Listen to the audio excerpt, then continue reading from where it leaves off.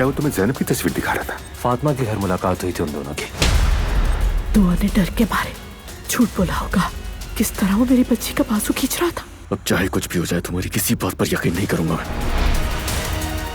तुम्हारे बाबा के एक दोस्त हैं इस्माइल साहब, उनका एक बहुत बाअदब सा बेटा है। तुम दोनों एक दफा मिल लो। मैं नहीं चाहती, जबरदस्ती है क्या? तुम कब तक घर बैठी रहोगी?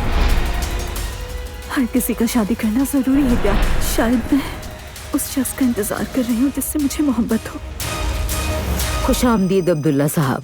मैंने क्या कहा था तुमसे? क्या कहा? क्या? अजलान और दुआ आपस में झगड़ रहे हैं बाबा।